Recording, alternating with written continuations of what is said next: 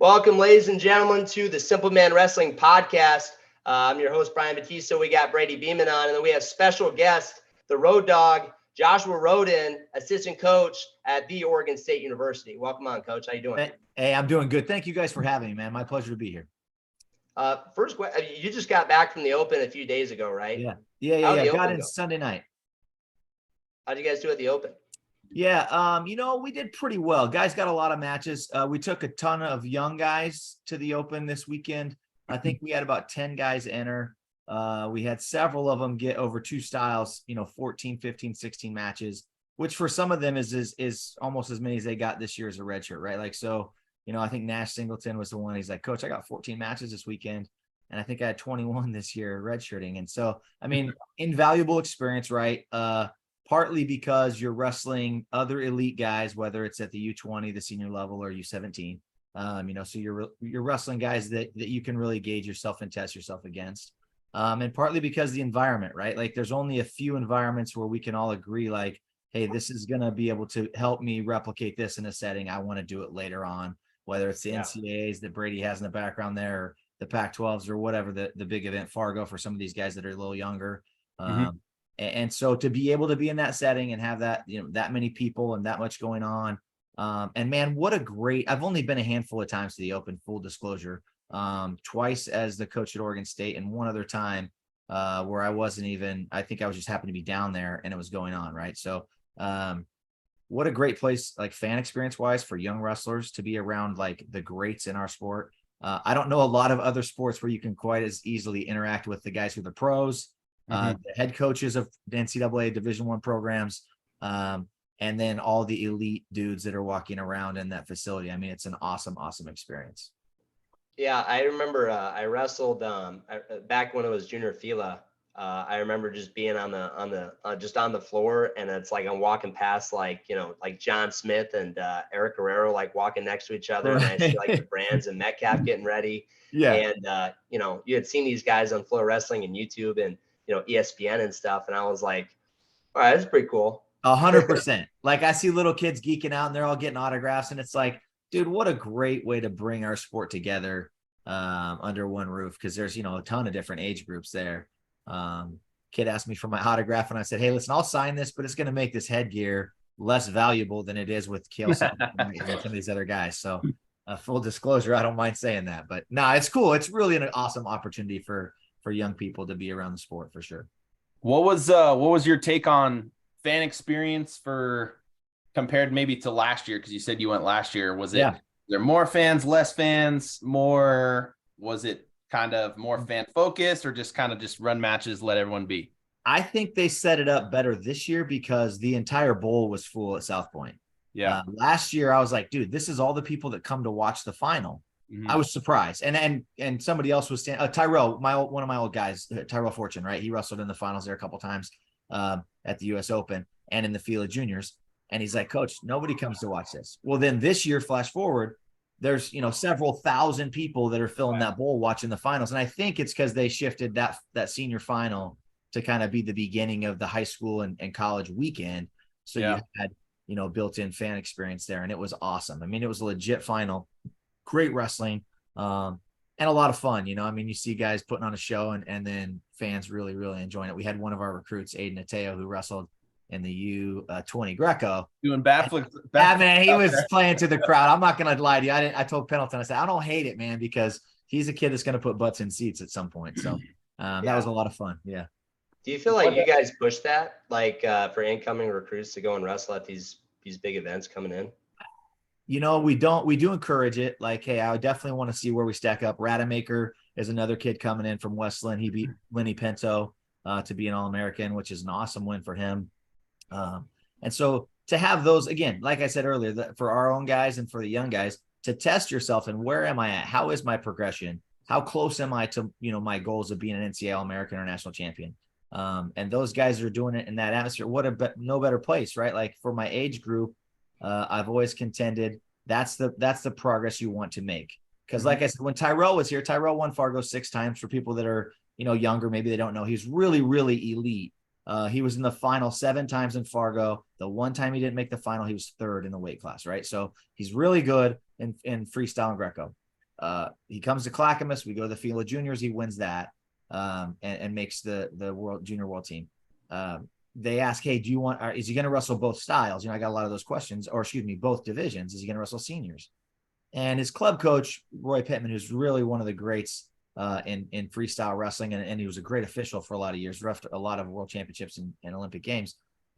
He goes, you know what, Rhodog? He goes, there's no reason for Tyrell to do that. He is this age. This is the age that we need to check where his ability is at. And then he'll have a chance to move on to the next ability level. And I loved it because I think a lot of us at times, try to push kids a little too fast, too hard sometimes, especially in our sport where it's, gladiator mentality and all of us are tough. And I still, have that same mentality playing Uno with my son and, try to cheat him because I want to win, the other things that we do. It's like, I want to be great at this. And that's true. But the progression is important. And so I think that's been a valuable experience for a lot of these guys that have that opportunity to. Man, watching Tyrell, that guy is an elite heavyweight athlete. He was awesome. When he wrestled at Grand Canyon, we dueled him, and oh man, he lit our heavyweight up. It was bad. I was like, no, this is and turns out he makes, he has a good senior level run kind of. Yeah, I mean, he was second on the depth chart behind Travell for, I don't know, 6 years or something like that, right? Just couldn't crack Travell, which is, I mean, an elite dude to not be able to beat. I get it. Yeah. But has a ton of different, Tony Nelson, multiple time national champ, beat Tony Nelson, Amar Desi, tech that guy, tech Gwizdowski, like a bunch of these guys who are dudes. Tyrell has, quality wins. But that's no disrespect to those guys because I really like all those guys too. Who do you guys have training with, like Beaver Dam RTC or male and female guys? I didn't. Yeah, no, good questions. So, we've talked a lot about it, especially as I've kind of transitioned over, for a full year now and a month. And Chris really wants to try to build it because the point we're getting at in wrestling, you got to make a decision on, at least in our program and programs like us, what do you want to fundraise for? Because I can fundraise for NLI, right? I can fundraise for RTC. I can fundraise for the extra things that everybody knows they need in their programs, whether it's travel budget or it's whatever else it is, right? The gear, whatever else.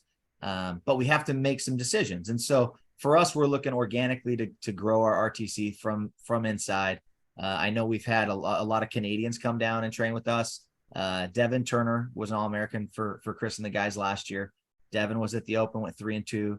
And he's just sort of getting into freestyle. He's a California guy, and he says it like most California guys I've ever coached is like, we don't really do freestyle in California, outside of a select few guys. And that's not a knock on anybody. I'm just speaking what everybody else would tell me. And so, he's going to still be an elite level wrestler. He's an elite athlete. And I think Devin's going to be great for us. But obviously Nate has 4 fantastic women in there. He's at Pan Am's this week with Mallory Velty, who won both today. And so had 2-3 others in the final at the US Open. And so, we have those young ladies who train in there as well. And then we have our junior guys, that we're working into. We bring in the Aiden Ateos and guys like that. So I don't think, we want to get into a position where we're paying guys who aren't in the program simply because we're trying to build a certain culture. And I think, Chris would say this, and I'd agree with him 100%, is, bringing guys in from our own teams and building those guys out. As you see, BK is going to be in U23s this year. Hopefully keeping him around in the RTC as he wraps up his MBA this next year, and guys like him and Devin, just to kind of help grow that culture, and they understand what we want here at Oregon State, and what's expected of these guys. So I think that's going to help us more so than a revolving door of senior men that cost an exorbitant amount of money. Yeah, that's the honest answer. Yeah. When you guys are recruiting, like I know, and that's why in my head I was like, man, you're such a great hire for Oregon. It's like, I feel like the vibe that I get, and part of the reason why I ended up reading Chop Wood Carry Water, and that's why I'm repping the shirt right now. Yeah. I saw a couple coaches get interviewed. I think one of them was Pendleton, Kendrick Maple, and then there was somebody else. But it was like, all right, if 3 people are saying this and they're coaching right now, and they're, coaches that I kind of look up to and look for inspiration, I got to read it too. Yeah, it's a great read, right? Like I think the other one I heard on a podcast was Nick Lee talked a lot about. So it may have been Kale or one of those guys because I think they reference it quite a bit in their program. Yeah. So I mean, kind of just to start just talking about that, like what does chop wood carry water? What does that mean to you? Man, honestly, it's the process, right? It's not sexy. There's nothing sexy about the process. Everybody wants the likes on Instagram. They want the awesome takedown. They want to be the guy on the top of the podium. But we don't always understand, see, or really maybe believe, if we haven't experienced it, what those people go through to get to where you want to be, right? To do something that you've never done, you've got to try things that you've never tried, right? Like there's all of these sweet little cliches that we can say, but until we actually get to the nitty gritty of it, the Chop Wood Carry Water book takes this guy through an entire journey of a process, and it helps walk you through understanding what that process is and how these small little things along the journey are bigger than, the goal really. And I think the thing I take away from it most, because this was me in my career, I failed miserably because of myself, right? I would get super nervous. I couldn't perform at the expectations that I had for myself, and always at the national tournament, right? I would have a great season, put together great seasons, and then I would always fail at the end. I'm literally famous for round before placing in high school, round before placing at junior college, round before placing at Division III. And I've got wins over guys who won the Pac-12s, a couple of different years, and like all these other things that are awesome, but I didn't ever get the thing at the end. And so for me, it was like, okay, if I'm going to do this coaching thing, how can I help guys advance their careers and get what I didn't get? Because for 5 years in my office at Clackamas, I had a picture of an empty podium that I never got on, right? Over the course of those 5 years, building a program, recruiting a Tyrell Fortune, a Brett Sanchez, a Kagan Hamlovic, and winning a national championship, I ripped that sucker up, dude. I exercised some demons there, right?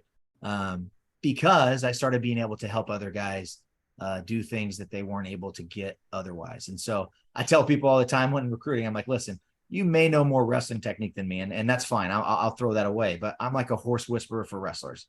That's what God put me here for, is to be able to help you get more out of yourself than you thought was possible. And I can do that, right?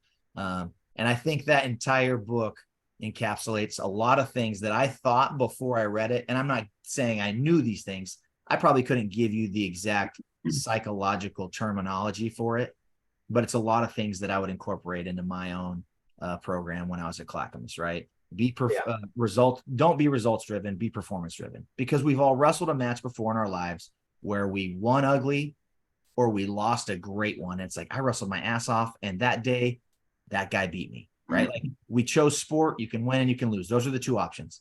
The trouble is, and the thing that I had a hard time with, guys, is I was really tied to this idea that my identity was in winning, right? And when that's the case, there's a whole lot more pressure on me to win. Otherwise, my identity as a wrestler isn't as intact as I want it to be, right? And so I didn't ever get comfortable with the idea of losing until I was a coach, and I could understand it better, and I could look back with 20/20 vision on the past and say, hey man, this is what was happening, and then start to try to articulate that with athletes. Long answer, but I told you I'm a talker. No, I love it, man. I like it because now it's like, I have like 4 or 5 other questions. That's good. But yeah. Do you feel like just trying to get, like, especially young guys, like, I mean, I know, well, you were a head coach when you were 26, right? 26 years old. Yeah. Okay. Yeah. So I'm about to be named my co-head coach at my high school program. Okay. So I'm kind of around, I'm 27 right now. But I'm kind of at that point where it's just trying to get guys to buy into being process driven and not like results driven. Yeah. And I feel like, for me personally, sometimes I get really frustrated because the guys, it's just slightly outside the realm of my control, which is like one of the stories that it talks about in the book, Chop Wood Carry Water. Yeah. Just kind of letting go of things you can't control. But, as a coach, I feel like part of the job, and I know your background is in psychology, right? That's where you got your bachelor's. It is, yes, 100%. I have undergrad in psych, master's in education, and for that reason, exactly where you're going. Yeah. I mean, how do you get just these young guys to buy into being process driven and not letting like a loss or like, maybe the grind sometimes of training and things like that? I mean, how do you get those guys to buy into the process? This is a really good question. And honestly, I think the easiest, because you're talking about, let's frame it when I was younger. It was damn near impossible, just based on my career alone, wasn't good enough for them to listen yet. Right. So I understand there's a lot there. I may have been saying some good things, but they weren't being heard like they are, year 16 going for national title number 4. Right. In a row or whatever. I've had 5, whatever. We won 100 matches and whatever. Now all of a sudden I'm the smart person whose words are worth hearing. Right. So there's some things that we have to play with. The thing I always say, and anytime I've ever talked to anybody about this, and I've got to speak the opportunity a couple of times to different state associations. And the thing I always say is, it's important for me personally, if I'm going to give you constructive criticism, is to ask your permission. Because if I tell you something that you already don't want to hear, even if it's the truth, I'm not going to get through to you. Right. And so for me, it's valuable to, one, gain the trust of my athletes. I don't ever require them to respect me. I have to earn that as well, even as a leader. Right. And so I said this to a kid literally today, a young kid on our team who I love, and I think he's going to be really good. But it wasn't until today, after we got back from Vegas, I said, hey, we need to get together because I want to help you. And part of it was observing for an entire year. Not that that's all I did, right? But there was a lot more observing than there would have been giving criticism or giving advice or, getting in their ear and trying to change something. Because I don't know if I really want to be changed by somebody who I don't trust yet, right? And so that's got to be part of my entire process as a coach is, all right, if I'm going to talk to Brady about, the high crotch that he's hitting and how he's finishing it isn't going to work every time. He's not going to believe me in month 1 to, for me, it was year 1 through 5, right? There was guys that started to, and that helped. But until we validated it with, winning. And so wrestling's such a weird sport because I've also been in a lot of head coaches interviews where there's a glass ceiling and I'm the junior college guy that's really successful, but I didn't ever win a gold medal at the Division I championships or the world championships. So I don't get the opportunity to be a head coach. So thus Coach Pendleton goes a non-traditional route with a hire and honestly replaces a guy who's been in the finals 4 times at the NCAA level with me, and so I don't take that lightly. Believe me, I think that's a big deal. But the job's still the same, right? Earn the trust of the athlete, tell them that they're the baddest mother trucker on the planet, because part of it is building belief in self. Because I've coached some of the worst wrestlers in America and they won national titles because they believe they're better than you. And that was it. That's the one redeeming quality that he had. And I won't mention his name because maybe he watches and I would feel bad, but he did this all the way through the senior level. And it's like, and it wasn't Tyrell, right? But he was like, I couldn't believe it. Right. But he believed he was better than you when I were, and he was just going to do it. Right. And so, but telling guys, getting them to believe in them, because I think there's a lot of kids either through, life sometimes happens to people, family situations, happen to people, and they lose faith in themselves no matter how good they are. I've watched really good guys not believe that they're good. And I think that that's a big part of it too. That's awesome. I think everything you just said matches my observations of what I've seen and observed in your coaching style. I'm not sure if you know this, but we dueled Clackamas at my school. I went to Simpson University in 2012 to 16. I think we dueled you guys once or twice. I'm not sure, but one was in our gym, and our team was okay. We had decent, I think me and 2 other guys ended up winning, and you guys. Your 33 pounder was really good. I remember too that year, if I'm not mistaken. Yeah. 33s, 41s was tough. And then our heavyweight was really good. Yeah. Lob Singer or something like that, I think. Yeah. So just, I think when we first came in and watching you at different opens, cause we always were in Oregon and everything, I'm like, sure, I hate this guy, but I don't hate him. I don't hate him because of what he does. I hate him because I wish my coach was like that. So it's like a spiteful type of thing. I was like, I gotta beat this. I gotta beat my guy to at least show him so I don't know. It was just in my head. I had this bad feeling. I'm like, man, I do not like this coach.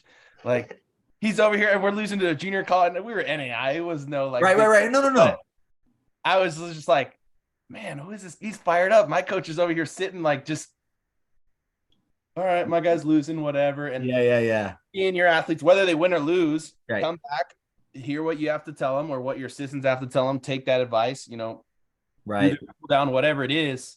You can definitely tell that there's that relationship of trust and respect, and what you say is honestly, they know what you're saying for, well, at least what you think is for the best for them. So No, I appreciate that, Brady. I honestly, I tell him, so there's a kid on our team, Mason Christiansen. He's from Western Wyoming. There's a kid from Iowa Western, Isaiah Crosby, and then a kid from Southwest Oregon, right? Tanner Harvey. And all these guys are from junior colleges, right? And none of their coaches really liked me a whole lot, right? Because none of them really do, right, at junior college. I always told them early on. Mason's dad actually texted me and said, "Hey, he told me he would never call you coach." Western Wyoming did not like us because that year we actually took the title from them in the finals, like, and I've had that happen to me, so I don't blame them at all because I know how it feels when you have your heart ripped out, stomped on, and right in front of your eyeballs. So that's why I said, like, I wanted to try to go through the year and earn their respect and their trust, right? Like, that's important. Especially when you transition, right? Like, cause there's a little familiarity. The head coach, the associate head coach are friends of mine. I've known them a long time. There's familiarity. But the rest of these guys are like, man, what are we doing? And so they had similar stories, right? Of, man, we hated you, this and that, and that's okay. Like, I don't mind it at all, because if my job isn't to get you to hate me, right? But it's to coach my guys so hard that other guys are like, dude, what is going on different there? Yeah. I had an assistant coach early on who said, we want guys to get on the bus and be like, I don't even want to freaking go to Clackamas, dude. I hate these guys. Not because we were douchebags, right? But because we were doing things the right way, and it was hard, right? It was going to be hard, and everybody knew it. And so that was sort of the plan, I guess. But thank you. I actually take it as a compliment. I don't hate it. No, it's all good now. It wasn't, like I said, no bad feelings towards you, but it was more like, what the heck, man? My coach is over here doing nothing. This guy's fired up, whether he's winning or losing. I am. That's true. That is very true. So that was a cool story. I appreciate it. Do you feel like you adjust like the way that you corner guys depending on, like, I know like some guys like we have that just get so emotional, like Miguel, like he gets so emotional before he goes and wrestles. Yeah. For me, I just try to be calm. He doesn't listen most of the time anyways, because he just gets so caught up in the match. And I think a lot of kids are like that. Sure. But how do you maybe, like, because I know you got a lot of passion, you bring it out. Yeah. Do you feel like there are times where maybe you kind of have to hold it back just because they just need to get the message and they're maybe a little bit too amped up? You know what? I didn't learn that until my best friend, literally forever, since 2001, went to school together at PLU, was Rich Vigorito. He was on staff with me for 15 of the 16 years. In 2016, 15, he looks me in the eye and says, "Hey, you're not helping," right? Because we're going down a rat hole, and because it was like a bad call here, and we didn't wrestle the way we should have there, and it was just going the wrong direction at the national tournament. He's like, "You're not helping, man. You got to get the heck out of here." He's like, "Go get some fresh air or something." And I look at him, and at least I had somebody who I trusted, right? Who I knew was looking out for me. I didn't take it personally. And I'm like, oh, shoot, he's right. And honestly, the coach's pride thing gets in the way a little bit, because have been guys where he would be like, "Hey, you probably shouldn't corner this guy in the finals or in the semis or whatever it is." And when I started listening to that, one, I grew as a coach. I got better because I could start managing a team of people, right? My assistant coaches, and have them make sure that they had their guys covered, and we had the right person with the correct athlete, so that we didn't overcoach them, because that was happening. And that was 2017 forward, where we went second, first. 5 guys in the finals 1 year, 4 guys in the finals, 4 guys in the finals, 3 guys in the 9 All-Americans, 9 All-American, whatever, right? All the big time stuff. And it was really a result of him telling me that. It was sort of cathartic as you look back now, because this year, we had a little bit of that with some guys like, hey, do we switch this up? Do we coach this person differently? Because BK is probably going to wrestle a 4-3 match no matter what we do, or who he wrestles, Spencer Lee or, the kid from Southwest Oregon. No matter. We might go 4-3 no matter what. And so trying to kind of maintain some level of calm, I think I've gotten a lot better at that in the last 10 years. The first 6, 7-ish, definitely it was rough waters because I just would go hard, right? I'd go on 100 because that's what I did everything. And you can ask my wife, if we vacation, I'm vacationing on 10 and I can't get down to 9, even if she asks me nicely, right? Like that's just no way because I'm on 10 and we're going to do it this way. But our whole family's sort of that way. So there you go. But that's how I do things, right? I do interviews that way. I live life that way. And that's how I coached until that moment. And I'm like, okay. So this year, I have the opportunity to corner. I got Matthew Olguin, Mateo Olmos, Tanner Harvey, Shaner, and then JJ Dixon. I got to work with some of those guys individually a little bit. And then, as Chris kind of ebbed and flowed as we got to the postseason and they wanted some certain people, and I would not coach them the same. Now, Shaner's a high energy, high paced guy like me. It's almost like playing a video game. If I know the correct technique and the correct hand fight, we're going to get to the right position and I'm going to yell what we're supposed to and he'll do it. Like I hit, left X R2, right? Like that just happened. You play video games? Well, my son likes Halo. And so we play Halo sometimes, so I got him. I always refer to the controllers the way I would on PlayStation 2 though, because that's the one I'm probably most familiar with growing up, right? Gotcha. And nice. So, but yeah, I mean, Shaner's definitely different. Olguin's really more like low key, focused. You give him a couple of commands, and then we just keep hitting our points that we would work on in individuals.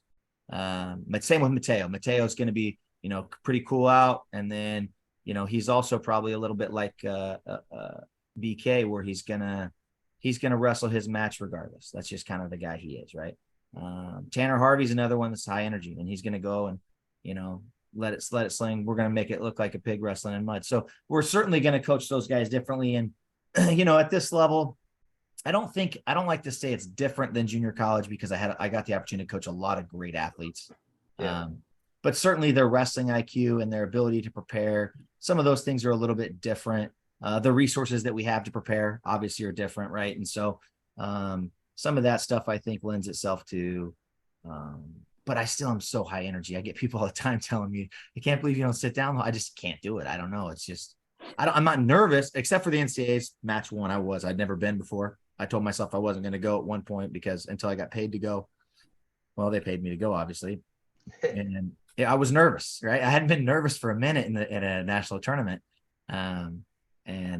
So, getting through some of those things, I think in year 1 are also good things to kind of work through, being in rec hall against Penn State, it's like, it's definitely not like we're going to North Idaho College and wrestling there, it's not the same. So, you got to work some of those things out, but certainly, I try to be the same guy no matter what.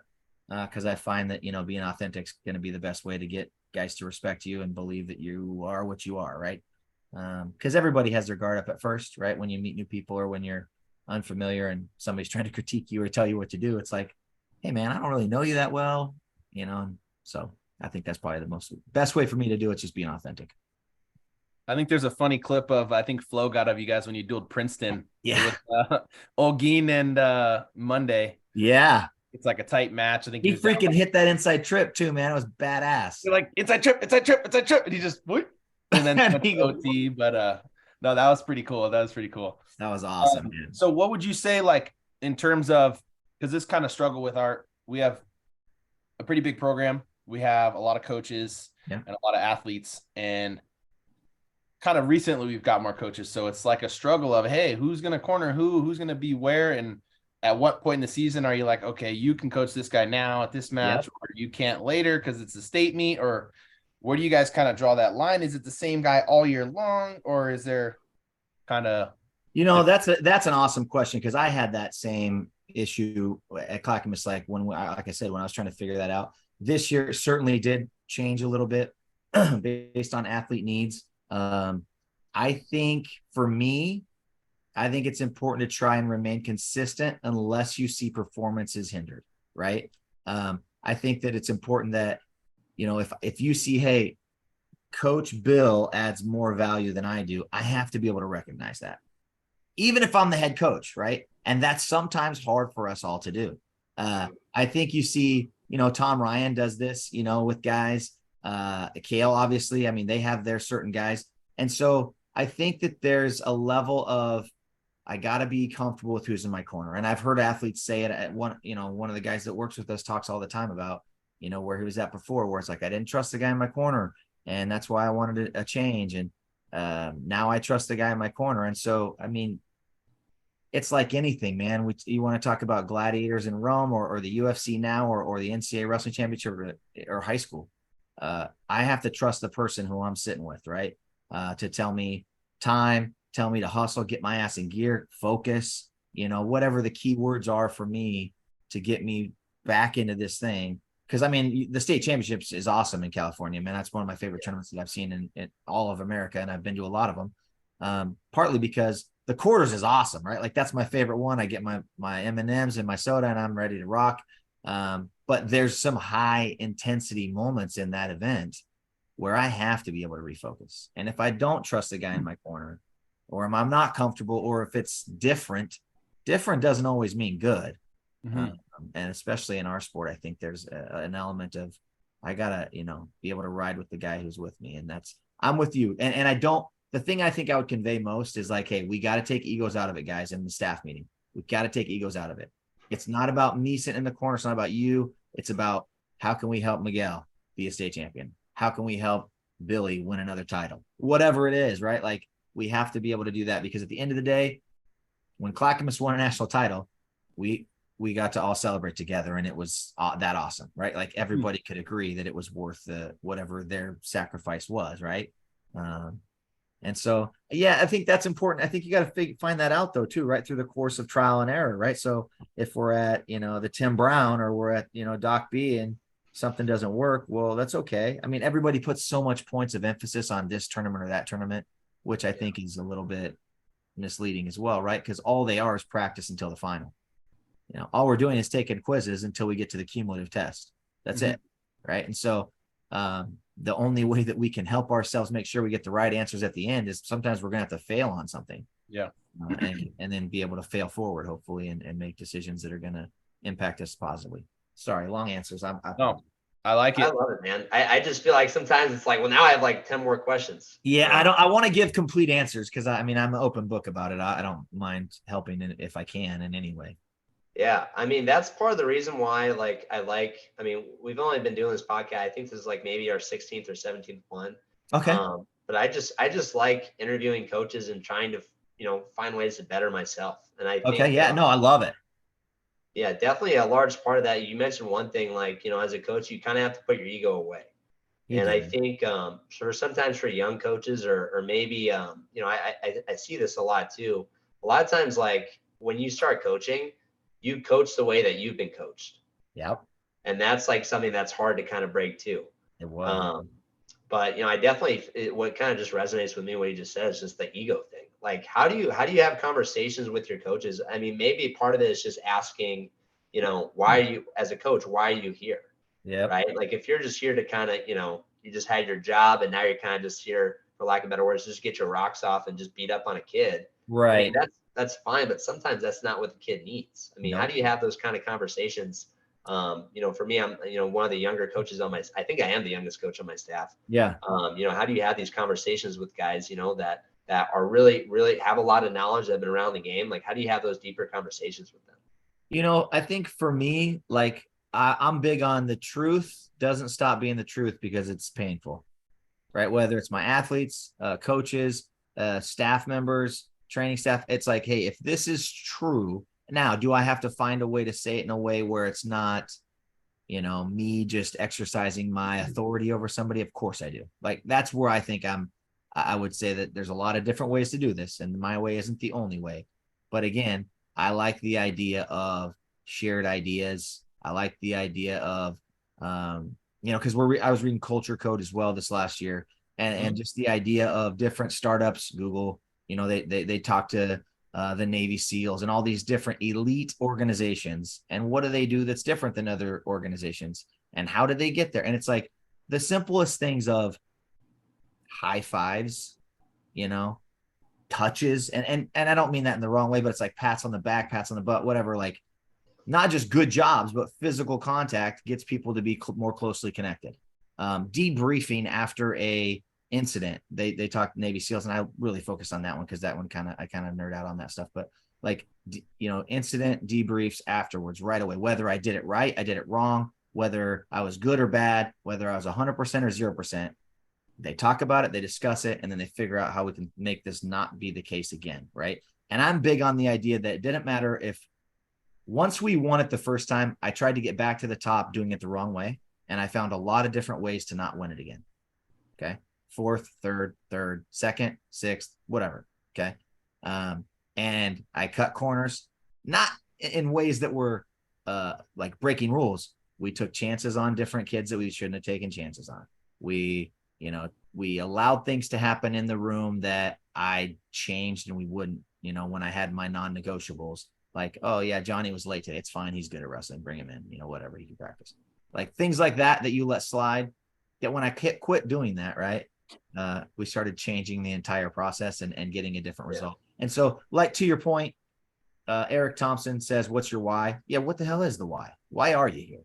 Because I've also been in rooms where I've been choked out by dudes that are 50. I'm almost 50, so I can say that, right? And because that's the old man move. I'm going to pull your head down. I'm going to dig a hook. I'm going to choke your ass out, and then I'm going to go behind you. I've been in that situation before as a 21-year-old. So if that's your reason for being there, you're not helpful. I'm not learning anything from that, right? But if it's in there because you want to impart knowledge and you want to help kids improve, and some of the older folks in the generation, I'll put myself in that aging population. It's like, yeah, being on time is a life skill, man. You're gonna get fired from your job. You don't show up on time, and that's where I started changing my idea of what's the most important things in my program, right? And I had assistant coaches who believed the same things I did and helped hold those things accountable. That conversation, when it started happening that way and we started talking this out, and I was, dare I say, bold enough to listen to my assistant coaches and hear them out and set myself aside.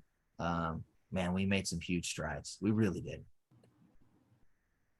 It's interesting. Like I told you before we started recording, like my first impression of you, and then just kind of like seeing past it now.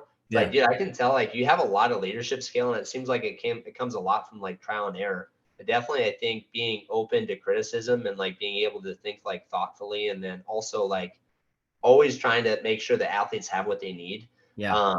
It definitely now makes even more sense. Like why you're at Oregon State. Do you feel like part of that leadership skill that you have and being able to communicate and build those relationships with your athletes? Do you feel like that's why, again, outside looking in, why you like Pendleton and Engel, why all you guys are able to kind of come together?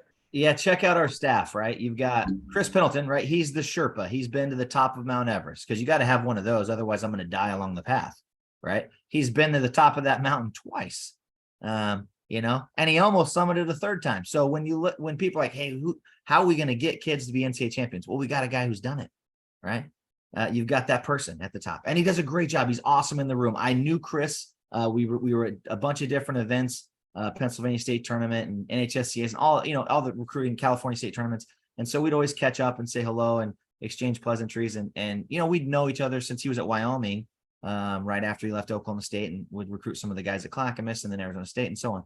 And then, he has Nate Engel. Nate Engel's literally one of the most like military on time, like me and him see eye to eye on time. I call him Sergeant Engel, right? Like everything's Sergeant Engel's itinerary when he puts in the group chat. Because it's like, dude, there's some non-negotiables with Nate, right? And most of them have to do with simple things that you can control within your own life. But here's the thing. Didn't wrestle Division I. Okay. NA All-American, great wrestler, awesome on the Greco circuit.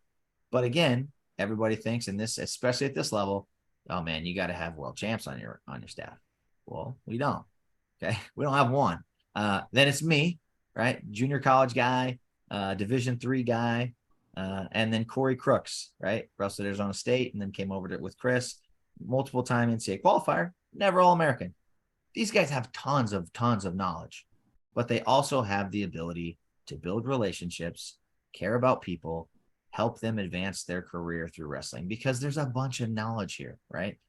Whatever it is that you're struggling with in wrestling, we have one of 4 people who can certainly cover that, right?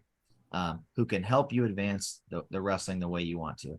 And I think, my ability to do what I've been able to do, and that was part of Chris's plan when we talked 2 different times. One year I said, no, I'm going to come back to Clackamas. And then the next year, and in both cases, like, look, I want to build a staff where I feel like I have multiple guys who would be the head coach. And he's like, here are the traits that I see that you have that I think fit in with what we're trying to do here and the vision that he had for the program. Right. And I mean, it does work. You know, he's about to have a child. Him and his wife are going to have their second kid. So if he has to go away for a month, it's like, P, do you feel like the program would be in disarray? No, he doesn't. Right. Because I've done this, you know, I've ran a smaller company on my own, you know, let's call it a startup company, and you know, made it a Fortune 500. Nate's done this at multiple places, Navy, Stanford, and Corey's been at you know, Arizona State here. His dad was a coach for 40 years. I mean, so he's got a ton of ability to do this, and the kid's 25, and literally him and I room on the road together, and is one of the brightest minds in wrestling. I'm telling you that right now. This kid's gonna be a big deal. If he wants to be, right, he's got to decide that that's what he needs to do and get underpaid and undervalued for the rest of his life. Now, I don't know if he wants to do that. Right? There's a lot of things he can do, but what we do is we're athlete focused. We are, no doubt. There's no question, because we're nerds. It's the only thing we're really good at. We can't sing, we don't dance, and we're not very good at telling jokes, right? And so we got wrestling, and so we better be good at it. Otherwise, we're gonna have to find other jobs. And so we put a lot of time, effort, and energy into it. You know, if these guys need us, they know exactly how to get a hold of us, whether that be in the lounge, in the office, or you know, watching film, you know, getting privates, whatever it is. The thing I always tell guys now, especially, is like, you just got to help me plan it into my day, because I travel an hour and 15 minutes to campus and back every day. That's a lot. Yeah, no. But, you know, when you got a 14-year-old daughter who's a freshman in high school and she doesn't want to move, and I had a 30-second commute for 16 years, I guess I can give up a little bit of drive time for the betterment of, you know, the good of the order. So, but I just got to plan it in my day, and I'll do whatever you need, right? Like I'll give my time freely, because that's the job. But I think that's the thing that he saw in me, Nate as well, because I know Nate was big. Me and Nate were pretty tight, and so I know he vouched for me, and he'll tell anybody that'll listen. He's like, I've been wanting to work with Rhodog for 9 years, and he turned me down the first time, and now, you know, he'll tell the joke, and that's fine. But I think he understands, and myself and Chris and Corey, it's like, we're good together. You know, and the hard thing I think in Division I is like keeping everybody together, because when you're good at something, you know, people always come looking, sniffing around. And so, you know, I'm an Oregonian. My dad went to Oregon State. My brother went to Oregon State. I got nowhere else to be, man. My wife ain't moving probably for a little while, unless it's super lucrative. And I probably have to reconsider this conversation right now. And we just edit this out. So I got a question. So you were talking about your commute. Yeah. Is that one of the reasons maybe you didn't take a job before this time, now that your daughter's that old? Or what other offers did you have in the time? Yeah, you know, that's a good question, bud. So Brady, I was a finalist at the Grand Canyon job, but the good Lord looked out for me, because they ended up dropping that program. So Was that when Doris ended up getting that? Yeah, it was, yeah. And so I mean, that was good, you know, that I didn't. But in the time, right, you're like, oh, dude, I'm doing well. I'm having this opportunity, and you know, it doesn't happen. Then, you know, find out that's gonna happen. I got interviewed for the Boise State job. Again, it doesn't need to work out the way I always think it should, right? And so, but there's certainly places that me and Mrs. Rhoden probably wouldn't move, you know. And then once we were here, it's like, you know, it was home. I love Clackamas. The people were awesome. The administration, everybody was so good. And we were able to help kids. And that was the reason that I got into it in the first place. We were, you know, especially at this level where there's a lot of kids who need, you know, some stable people in their lives, maybe, or a good family that that's going to care about them and show them how that should look. With, you know, me and my wife and my kids around the program a lot. That was super valuable to us, kind of like our little mission field, just helping, you know, be the change where we were at, I guess is the right way to say it. And we were being big time where we were at. That's all we knew, right? You said it earlier, but I literally started out faking it till I made it. That's not a lie. That's the truth. That's not even a gimmick. I literally started with that saying, and then started having to shift it a little bit. We said fail forward, because we failed a bunch after we didn't. And then, you know, it's just trying to continue to evolve. I think it's true with our programs. If I tried to bring the same practice plan back every single year, it wouldn't work, because the kids aren't the same, right? The personnel is different. The situations aren't the same. You know, I couldn't expect to run the same lesson plan from 20 years ago in health and in medicine as I do right now. There's just no way it would make any sense. And so for me to think that it would work now doesn't jive with me, because I think we have to give these kids a little more credit than that they're also evolving. Think of all the wrestling that they can watch in real time that I couldn't ever watch. I mean, it was like Iowa Hawkeyes on VHS if you could get it from the library, right? Like that was it. There was no YouTube. Yeah. It wasn't something like that I could watch. And now at their fingertips, they can watch the best guys on the planet, not just in America, talking about wrestling. And so, you know, I better bring something fresh and exciting. Like, you know, that's why I tell jokes at my clinic, so people think I'm really doing a great job. And when, you know, they get laughs, at least they're going to feel good about paying me some money. There you go. There's a joke. You could have laughed. No. You chose not to. We can move on. Wait, can you tell us a joke? No, I don't know any jokes. I know. No, you got my son loves this one. What do you call a fish with no teeth? What? Oh, no, I did the joke wrong. A bear with no teeth. Wait, what? You call it a gummy bear. Hey, you know, you guys have camps coming up this summer. You need to get your joke styled in, man. Yeah, I do a lot of dad jokes, and the only one that laughs on our team is Gabe Wisenhunt usually, and I think it's because his dad's about my age and he tells the same jokes. So, or he's been told if he doesn't laugh, he doesn't get to ride in the van. So, but no, yeah, I do a lot of those. My wife and daughter don't think I'm funny either, so it's okay. I don't doesn't hurt my feelings. In high school, I did theater. Okay. I cracked my rib maybe a month and a half before the state tournament, and I had some friends that were doing. I did drama a little bit in middle school. I just had never done it just because I was always doing wrestling or football. Right. And my buddy was like, "Dude, auditions are right now. Like, you can't wrestle right now. Just come out and audition." So I have a little bit of a theater background. Look at that. But when I came to CSUB. Riley Orozco, he knew about it or something, but basically they had all the freshmen tell a joke, and mine ended up being, you know, the best one, which isn't really, I don't think, a brag, just because I don't know, those other guys aren't very funny, but I ended up, you know, kind of getting, I wouldn't say punked into doing it, but like every single practice for a whole season, I had to tell a joke. Okay. And if I didn't have a joke, Orozco would kind of look at me and he'd be like, "All right, well, you better have one tomorrow." Yeah. I was like, dude, I don't know if he's gonna beat me up or what. He wouldn't actually do that, but yeah. I That's had to awesome. kind of have that joke on me. That's hilarious. That's awesome. Well, this summer you guys got some camps. Yeah. And you know, for me, like going to because I lived in Santa Cruz for a while. Going to the Stanford intensive camp was great. You know, I guess the first question is, you know, did you go to any camps when you were in high school, and how would you say it impacted your wrestling? You know, I did. I usually would go to like the Oregon national team camp, right? Like that would be one that I would go to. There was always one over in Central Oregon that they would do. Our high school coach would put it together. Pete Lucas was his name, and he'd have, you know, a couple clinicians come in. And it would just be our guys, right? So it wasn't exactly like what we're doing at Oregon State or what I've done at Clackamas or previous or what you're referencing, but we'd go like water skiing and we'd, you know, we'd wrestle and barbecue. So there's a lot of cool things. I think the cool thing about camp, at least for me, is like just being able to mingle with other people, right? Like being around wrestling, doing other activities, also getting great at wrestling. But I think in our sense, what we're doing at Oregon State is, you know, when you get to have Trey Munoz and Matt Olguin and guys like this that are going to be there teaching you technique and working beside you, and, you know, hopefully coaching some of your teams when you're at team camp. I mean, that's different, right? Like that inspires a different level of drive in guys. At least it should, I think, right? If I see guys like that and you aspire to be that, then, you know, it's one of those places like we talked about with the US Open where you can be shoulder to shoulder with people that you get to watch on TV, and not very many sports get to do that. I really think it's unique to us, you know, because it's not like you get to do that with, you know, the NFL or with NCAA football stars for that matter, right? I see the practices even at Oregon State, man. They got the security people there on the outdoor practices.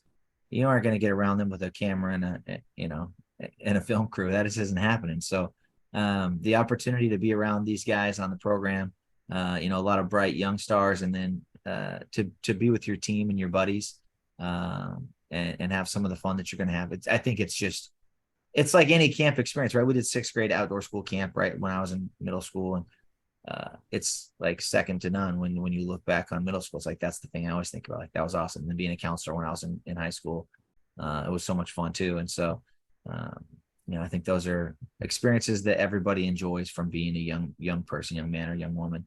And we're going to have both opportunities. So we have a young ladies camp and then our men's camp as well. So should be a pretty cool opportunity for anybody to come out and get to be around some awesome folks and learn some wrestling.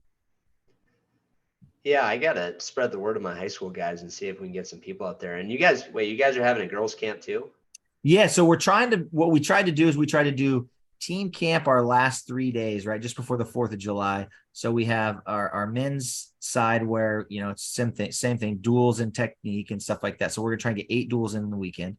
And then the women's, trying to do the same. We're just struggling a little bit to get more gals teams together. So we're still going to have a women's camp that weekend because a lot of teams have both, right? So it's like, okay, let's cater to both. And, we have some really good women in our RTC. So it makes sense. Like let them work, get a little money and they can, do that. So, I mean, that's our plan to put those two things, to pair them together. And hopefully it works out because we really like to be able to do that. Oregon and California both have, and Washington, to be fair, have great women's wrestling. I mean, some of the best in the country, and the earliest programs in the country, if I'm not mistaken, the early states that really got on board with that. So it makes sense to try and, help serve that community, even though we don't have a women's team. So we do have a strong women's RTC. So cool opportunity there, I think. Brady, do you have a question? Not really. Are you guys doing West Coast Wrestler again? Are you guys sending guys down there? That's a great question. I believe yes, because we let our guys basically go to any camps.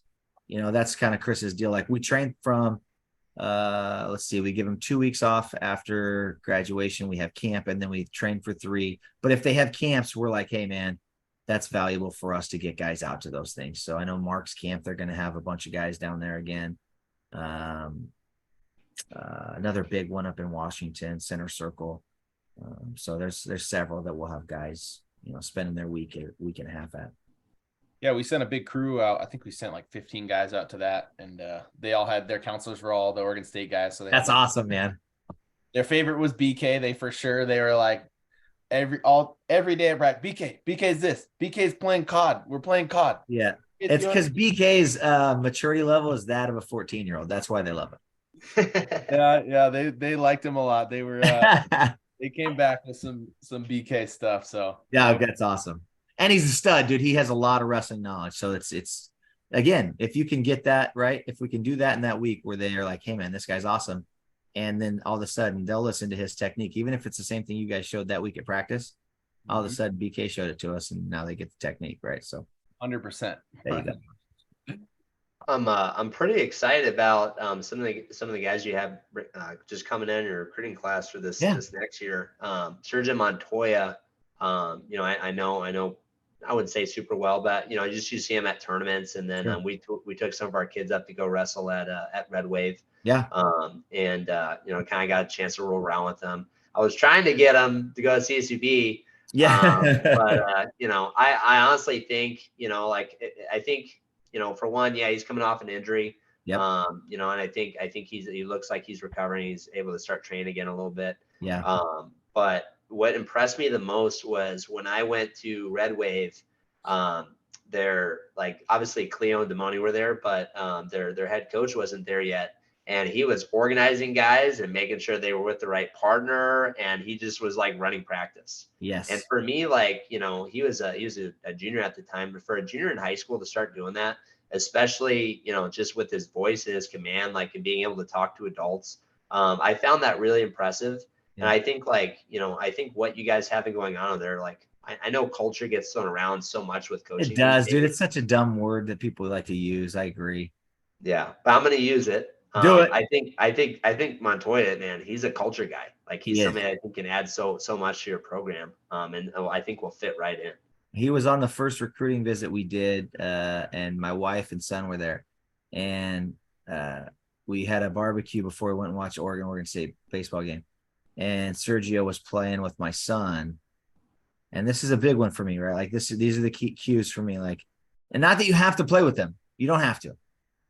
But if you do and you engage him and you're mature and understand, the things that are going on around you, exactly what you're saying. Like all of a sudden my wife's like, and she's great on judging character, right? She goes to every dinner. When I was at Clackamas, if we were head recruits, it's like she comes because she's like, nah, definitely not that one. Yes, that one, and she's like, you guys cannot miss on Sergio. And I'm like, okay, 100%. And that was like, we got to get this kid because one, he's a fantastic wrestler, no doubt about that. But all the other things that he brings to our team that are so invaluable and you can't really teach yet, right? It'll take a while to teach some to a guy, maybe 2-3 years in the program. He's got them. He already does. He's at the US Open this weekend coaching kids. The dude doesn't have to do this, but he's coaching kids, right? And banging around with Red Wave and getting in there, with those guys. And I like that kid a lot. Him and TJ. TJ's another one, in California that's obviously a stud. And we're super excited about TJ, man. He's gonna help a bunch. He's very he just wrestles hard. He's hard. He's strong. He's not afraid to go and attack. Yeah. He's fun. I joke with him too. We don't got to get him in the weight room, Brian, right? We got to help him get a little bit better at technique and teach him some wrestling. Because once he learns wrestling, he's gonna be really good at this sport. I joke with him because he's got a lot of attributes. Let's say. Oh, he's jacked. Yeah, dude. Yeah. So I'm friends with Matt Montero, who wrestled at Cal Poly. And that's his son, Ty Montero, and they would wrestle each other a lot. Man, they were just like so fun to watch because both of them are just physically built. They're both very athletic. Yeah. They're both, I think their styles kind of, I wouldn't say clash, but it just creates some very interesting exchanges. Like Ty's a very good counter wrestler. Yep. McDonald's just strong and is not afraid to go and take some chances. That's why I think, I think his both of their styles, I think, especially McDonald's style could transition very well into college. But like you're right, he's maybe, you already look jacked, man. Let's just get better at wrestling. Yeah, let's just spend some more time in this wrestling room over here, dude. Yeah. Yeah. I was just thinking, so I've heard this before, just, cause I hear about other coaches and how they recruit and stuff like that. How much do the wives actually like play a role in recruiting? Cause I feel like there's something about, a woman's perspective has value. I'm not just saying that because my girlfriend's in the next room. Right. You're winning points. I get it. I see where you're going with this, but, but like how important is a woman's perspective, I guess, when you're trying to judge someone's character on a recruiting trip? Dude, so much, right? Like, especially as my wife wasn't around wrestling growing up, like her dad's a national champ gymnast from University of Iowa. And so like, she gets the idea of athletics. She understands it. Early on, she would mercilessly beat me over the head with, well, you say everybody's good. Everybody can't be good. Like, how good is this kid? So we'd have this dialogue back and forth as we're going through this process. And she was able, literally, like I told you a second ago, to be like, hey, I don't know about this guy. She also has the uncanny ability to get into a conversation with you and you tell her all of your secrets that you would never tell me, the coach, so that I would know, hey, John just broke up with his girlfriend. How do you not know this? She says, right? Like, how would I know this? This isn't a conversation between me and him, But that's also valuable information to have because otherwise I'm just flying blind, right? On information. It's like, I didn't know Brian's girlfriend broke up with him and Brady just flunked out his math test. They don't tell me that stuff, right? Knock on wood, Brady. I hope you don't fail that math test. Man. But you know what I'm saying? She has that ability, and to get that information out of people that you're trying to, they don't know it sometimes, right? You don't know what you don't know. So as a kid, you're like, oh, maybe I shouldn't tell my coach this, or, but every reason they're comfortable enough to say it to her. And it does help me not jump their case, but to help them figure out kind of what's going on and navigate that path. That's helpful. I guarantee that is 100%. She's been awesome there. And so I've said it a lot of times over the years. She's literally the reason that I did this. Like, hey, if we're going to do it, let's do it with our family because she knows the time that was going to be invested. We knew it was going to be more time with the Oregon State thing and the travel, and it has been. So that's been, a little bit of a conflict, a change that's been hard because she's picked up more slack here. There's no question. Chris has been awesome enough to give me, some leeway on things. My daughter sang in the choir championships today. So I was in for a meeting for like an hour and then gone to the choir championships the rest of the day. So, there's things that he's really awesome with too. Because he knows, like, Dude, I love this. This is all I'm good at. I told you earlier, I don't sing, dance, or unless it's Vanilla Ice at karaoke, I can actually do that one. But outside of those things, like this is what I do all the time, right? Like I think it, I go to sleep thinking about it. I get up and I got my list. Like I'm, and then Mrs. Rhoden does her part. She's a duck, right? She's an Oregon duck. So the fact that I brought orange in our house when I got my gear from getting hired was really hard for her. It took some convincing to have a space in the closet because she wasn't going to let me have space in the closet. Truth, with the Oregon State stuff. Then she actually bought me some orange pants. She's like, if you're gonna do this, you got to have these sweet orange pants that you have in that picture behind you there, Pac-12s. And she actually got in the picture now. I'm over by your head. See Ryan Reyes? I'm to his left, but you can only see my face, just my big head's there. That's all you can really see. The orange pants are on our we got the big thing on the side of the football stadium, right? They did the Pac-12 championships banner. And it's like 100-foot banner with these orange pants that I had on for the friggin' finals. So she got those for me, which God bless her, dude. She's like, hey, listen, I won't wear Oregon State yet, but she did wear orange boots to the finals, and she believes that helped us win the Pac-12. So her giving that small piece of her soul helped us get there. So, but she's been awesome. She's been great. Yeah. Well, what do you think has been the biggest transition from junior college to Division I? Man, probably the travel schedule, right? Because we were ballers on a budget at junior college. Like we would fly a couple times a year. We would drive a bunch. But it's really what equates to maybe a long weekend. Most trips are maybe a Thursday to a Sunday. We spent 12 days in New Orleans for national duels this last year. We were on the swing. We went to Penn State, flew down to New Orleans. We're there for 8 days after 4 days in State College. And we go out to Vegas early because the stakes are higher, right? Like, let's be honest. If I don't meet my 70% of my wins, then it's harder to get to be a qualifier. And if I don't qualify that spot for the tournament for the Pac-12s, then man, maybe I don't beat Shane Griffith in the finals or whatever it is, right? Like there's some dudes out in the Pac-12 now. And so, we have to plan our schedules a little bit differently so that we're preparing these guys to be successful. So when we went out to Vegas, we're going on Wednesday, coming back Sunday. And so, there's a lot more time away.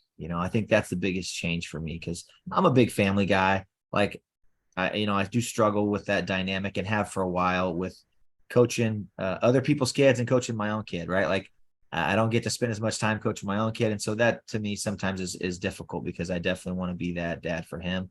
I wouldn't coach him, but being there to be at his practices or all of his contests is important to me. And that's hard, right? Wrestling season's the same time as wrestling season. So it's dang near impossible for that. So like I said, though, Chris has been awesome to me in that respect. And I don't say that to pat him on the back. He's been awesome to me in giving me time that maybe everybody else might not, right? Like if the head coach is there, everybody's expected to be there. And I get that. But I think he trusts my ability to crush my job no matter where I'm at in America. And he sent me a lot of different places. So he can attest to that being true. So that's probably it, right? Like there's a lot of travel. You gotta hustle in recruiting and be at kids' places and be at all their events and make sure that you're finding the right kids. That's the same everywhere. I think recruiting's what I can do well. Like that's the thing I think that's what makes me valuable outside of some of the leadership and CEO type skills that I've, cultivated over my time, right. By failing. But that's the real shift for me, I think, because add into the drive, and some of the other stuff, there's some considerable time away. And so a lot of phone conversations now instead of in-person conversations. Yeah. So I know you talked a little bit about recruiting and so what is there kind of a philosophy with your guys' coaching staff about getting junior college guys or incoming guys or transfer portal? Cause that's a huge thing right now. What's kind of the Oregon State? Well, I tell you what, the transfer portal is a shift in my world. Cause again, that wasn't a thing, right? Like there's certainly kids that would want to transfer and you go through the process and maybe get a transfer or two or something. But gosh, man, and it's been hot the last 48 hours, dude. I've been on the phone. My goodness. I'm not lying to you there. And I don't say that in any other way than holy smokes, dude. It's been wild. But And I don't anticipate it getting any easier here until we get through maybe Sunday, but 3 more days. Yeah. yeah. But I think as far as our philosophy, right, we need to address weight classes to a certain degree. I think Chris is like, hey, transfer portal wise, let's look at best on the board and who can we talk to. And I don't know that we're gonna flirt with the idea of NIL, but I don't know that we're gonna get to a place where we pay guys yet, just because I just don't know, man. That's an interesting dynamic. Not that I don't think kids are worth anything or anything like that. I don't want to go down that road. Yeah. It's just it's a I hard feel one like, for me to sort out. well, like one of the challenges is like you're trying to build this RTC as well. So it's Right. like it's kind of like what you talked about earlier, like kind of where's this money going to come from?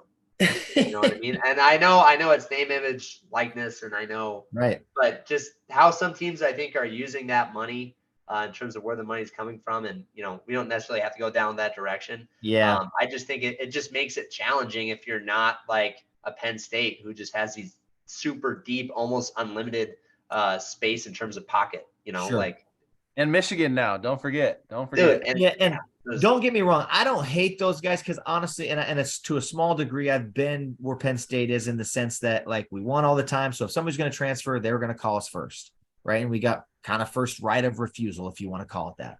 But it wasn't based on our ability to give outside of a 9.9. In an equivalency sport, this is hard, and everybody I think would agree with this, even the Penn States and Michigans and anybody else who's getting the opportunity. In an equivalency sport where it's 9.9, if I have the ability to say I have $1 million and I can go to 15.9, that's just not even, right? And I think that's my biggest beef with it. Not that kids are getting anything.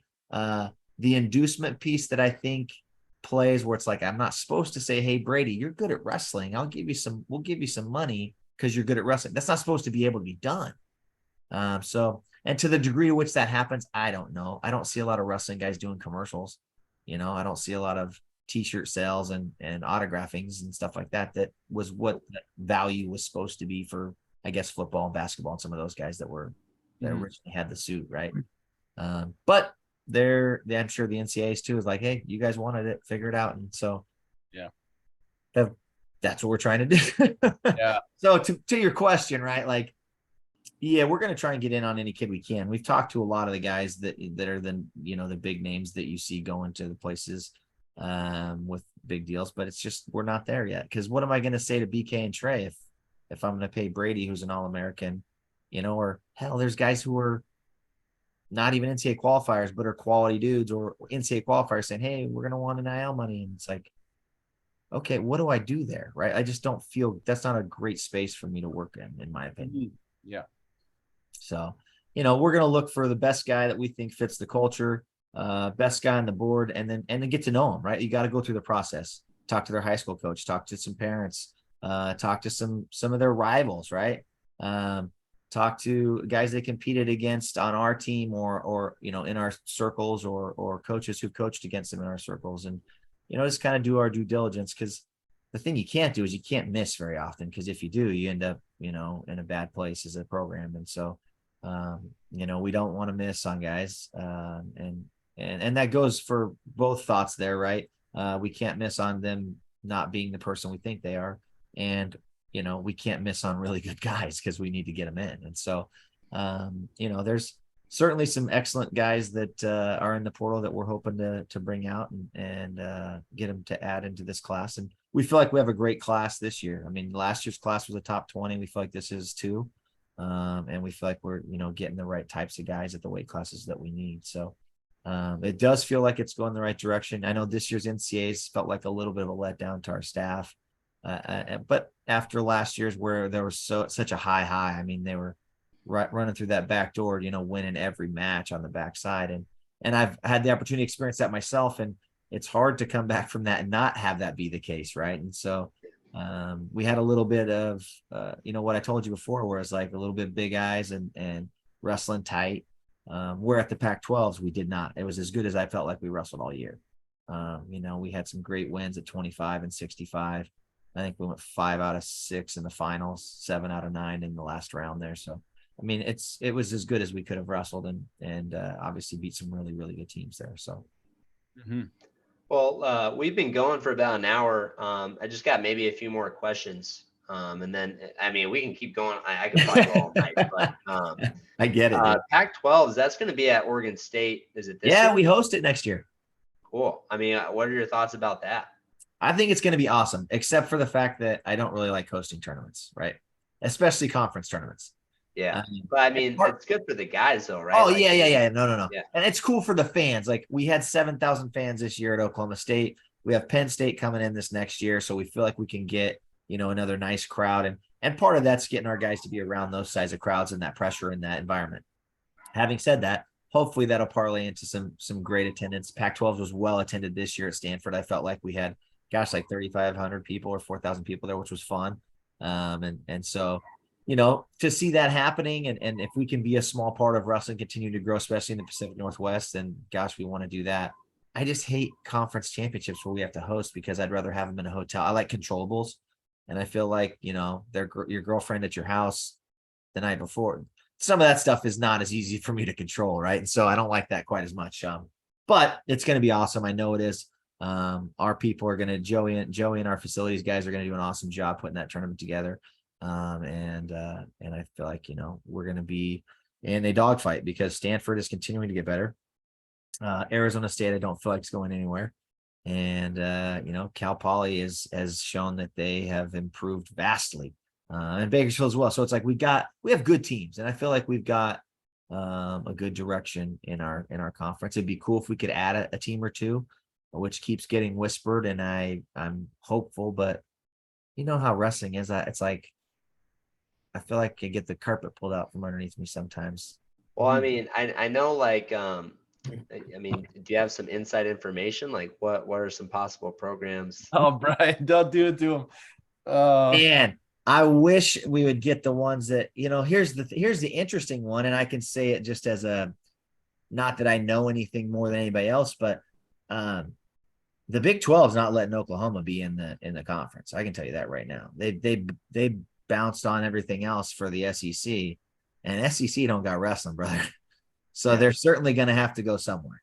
Now, where do they go? I don't know. And this is just me talking out loud because, I mean, obviously they just hired a coach and they got to go through the process. But everything you read from the Big 12 is like, no, man, there's not a chance you're coming in here because you guys banged. Wow. Don't let the door hit you on the butt, kind of thing. So that'll be interesting. I would love to see, who I would really like, honestly, is South Dakota State or something like that would be awesome. Yeah. Somebody at Wyoming or, somebody closer that would make sense for us. Northern Colorado, Wyoming, those, like a Western Wrestling Conference type situation. Unfortunately, I mean, there's hope that like UCLA or USC, because they're joining the Big Ten, hopefully that might encourage them to have a wrestling program. It wouldn't be in our conference, but obviously, something else on the West Coast would be great. Boy, that would be awesome. What kind of job would it be to get to be USC's wrestling coach? What do you mean? Like what? Like what do you mean? Could you imagine? That would be awesome. Oh yeah. I mean, it would have some challenges. Sure. It's a big school. I don't necessarily know too much about like the campus life. But I'm assuming it's a big football school. They probably, the students there probably like to have fun. They probably have fun, I would imagine. And it's sunny all the time. Yeah. But I mean, it would be cool. Yeah, I don't know. Well, I guess it might not be hard to recruit there, I don't think. No. I mean, think the only reason I say that, how many California kids would leave the state if USC had a wrestling team? Yeah.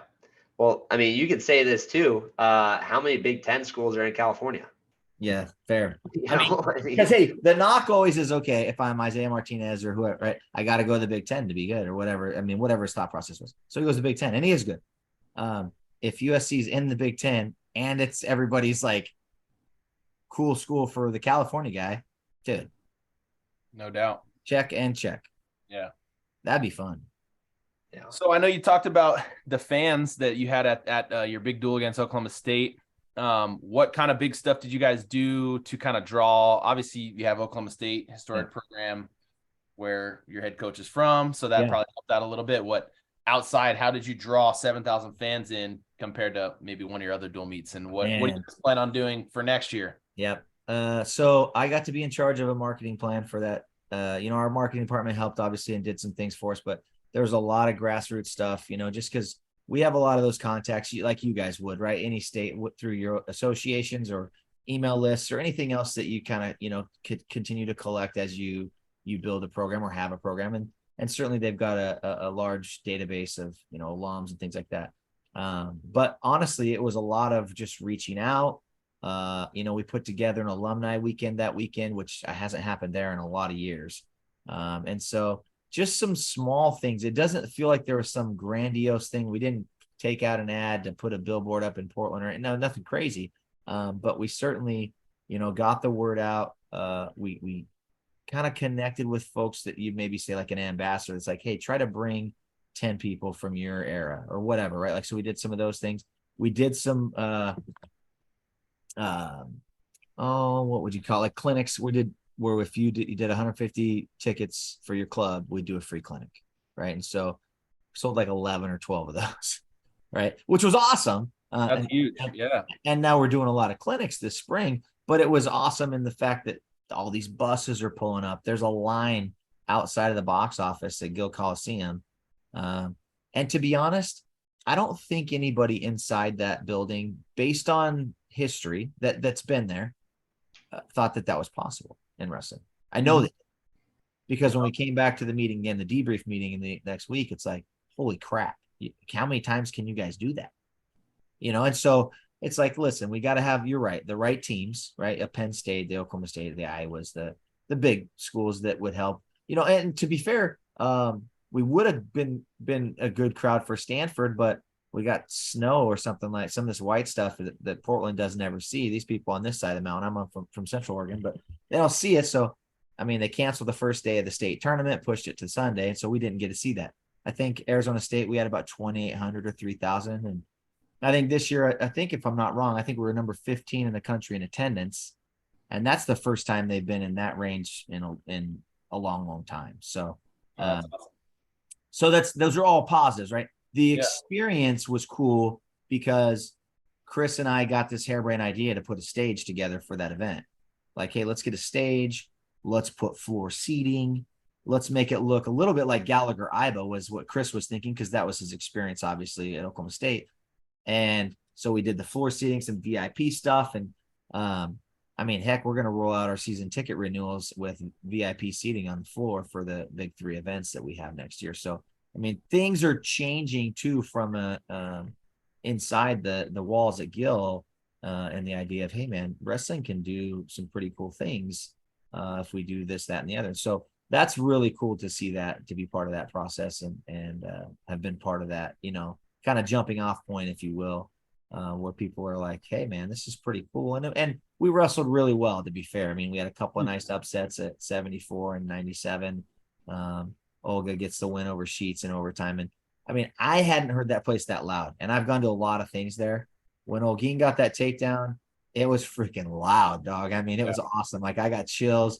Mateo heard him back in the tunnel. And, I walked back there to get him. And he's like, I'm ready, dude. Olguin just won. I'm like, yeah. And then he goes out and beats Plot. Whoops him, really. And so it's like, that was fun. And people were going bananas and having a great time. So that was cool. It was a cool thing to be a part of. Oh, that event was awesome. I saw a highlight video of it. I know Mateo personally, so yeah. Saw his little video. That atmosphere, if you can replicate that, I think you're gonna have a lot of people interested in the program and excited, because I think Oregon has a good wrestling community. It does, yeah. I think it's like you said, though, it's a little dormant, right? Like, dormant is the word I'll use, because I think that feels right. Maybe they just weren't.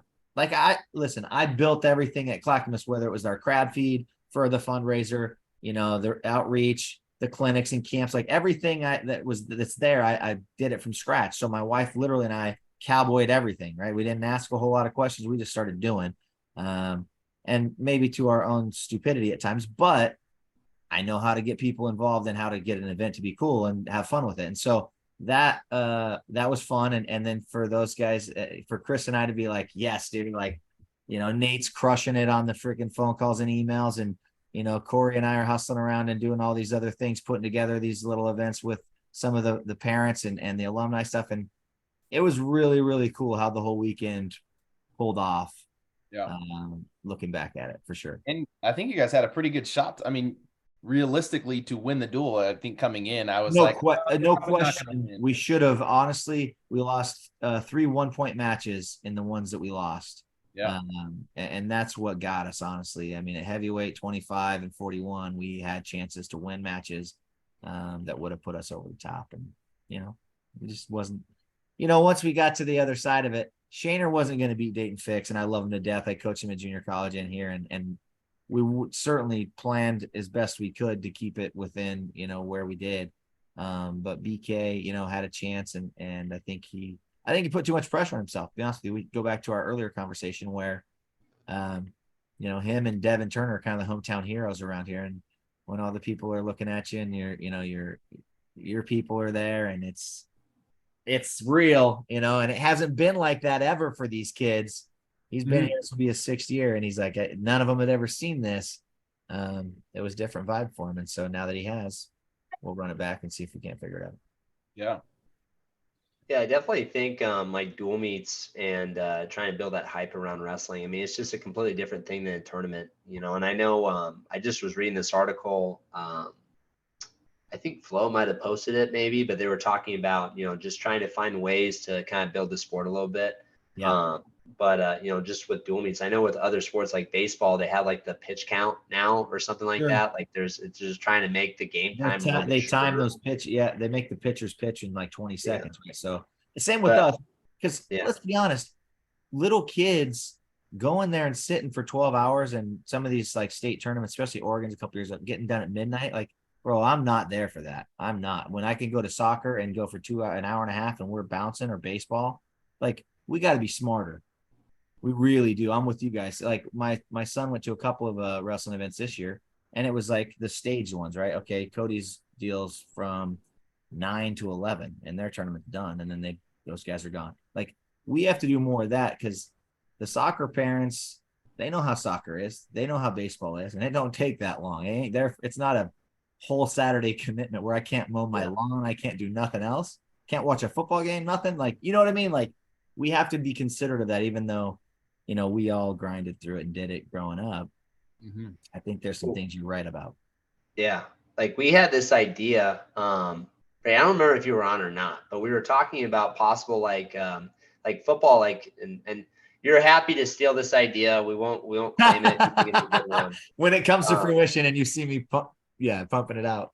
Like football, they have like, Tostitos bowl, and then they have like the All-State bowl, and like, it's just team against team, and maybe teams that wouldn't normally compete against each other. Yeah. I feel like that would be a great thing for wrestling, and you probably could, get people to buy in on that.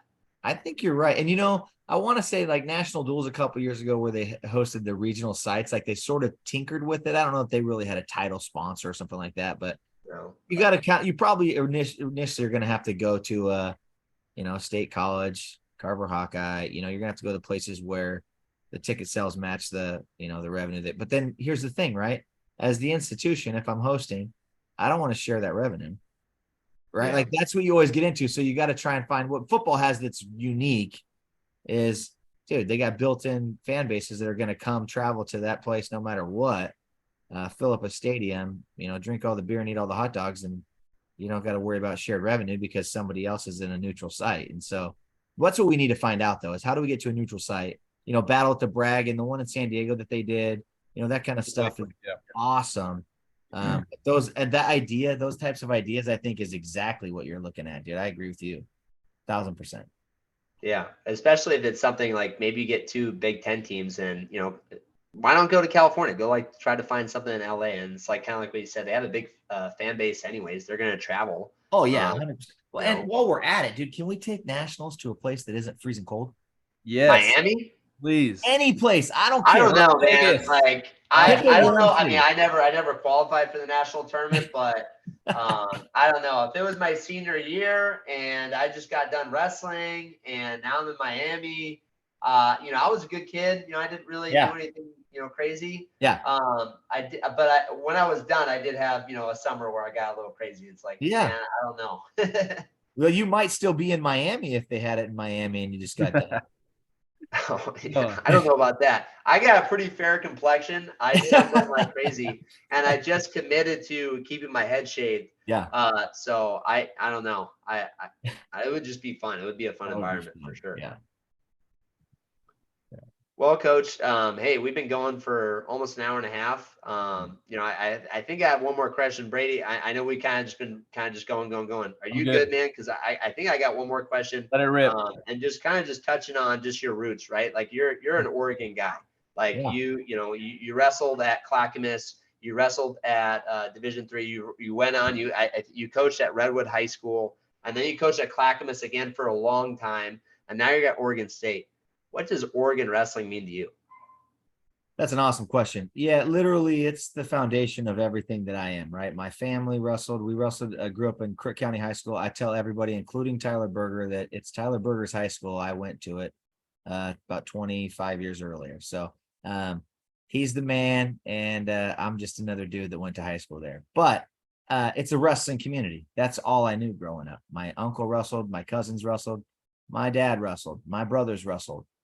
All of our extended family and friends were wrestling people, and that's just what you do there, right? And so at the high school dual meets, they get 3,000 people to come watch wrestling because there's not much else to do on a Friday night there. So and so having said that, it's all I've known, right? Like every tournament I've gone to, every single person that I know in this community, most from Roy Pittman, who I referenced earlier, to officials, to administrators, have had a huge impact in my life in some way, shape, or form, right? Old high school coaches who I get to see now at alumni events, because a lot of them were either Oregon State Beavers or Ducks, and those guys all still get together and hang out at different alumni functions or Hall of Fame events. And so to cross paths with people like that in the wrestling community is really, really special, because that's what I grew up on, right? I don't know anything else.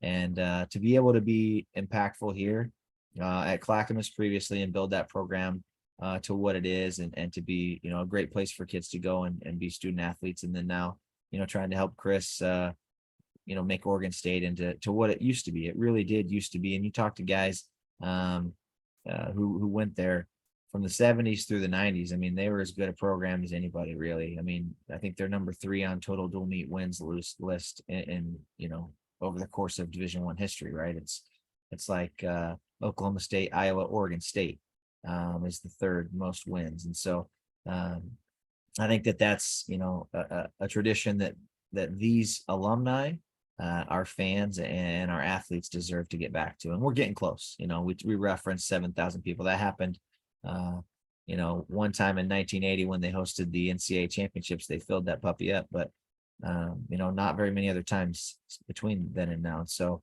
for us to be able to be doing stuff like that, those guys getting to 12th last year was huge, and it really got a lot of the kids who we're bringing in to answer their phones that maybe wouldn't have otherwise. And that's just the truth, right? So for us, it's got to be now, winning the Pac-12s this year, obviously a great conference and a big deal. But certainly I don't think any of us would be, joking if we said, hey, the NCAAs is where we got to make sure that we're making hay. And so for us, that's going to be the ultimate, right? Everybody's going to be judged on that same event, no matter how good your regular season was.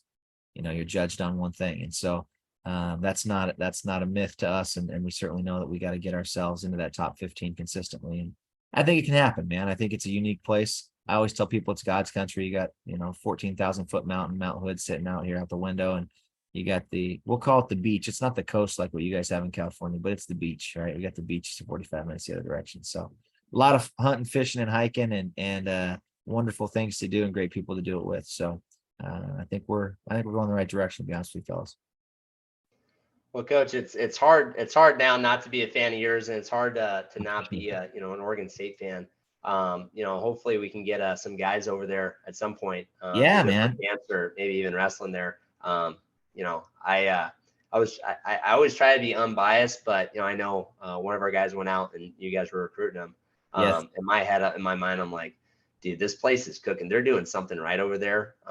And I'm just excited to watch and just be a fan. Yeah. And he's a stud, dude. I probably thought he would end up there just after having met him, because that mentality probably suits him. He's going to be a tough sucker though, dude. That one bums me out. Yeah, that's okay. We got other guys too. 100%, man. Hopefully, 100%. hopefully, they have some success, and I'm just glad we got to have this conversation. I appreciate you guys so much for having me on. I'm so glad I won Brady over, dude. I mean, he used to think I was a scumbag. We were friends. No, I didn't think. I know that. It was not towards you. It was not towards you. It was not at all, man. Yeah. But no, thanks for coming on. I think I learned a lot. I think people are going to listen to this and hear some good things about what Oregon State has to offer and what they have to do in the future. Because I think honestly, like you said, top 15 is not outside the realm of possibility every year, if not higher. Yeah. The goal is to win team trophies, man. That's what I told Chris. I'm like, I don't want to come.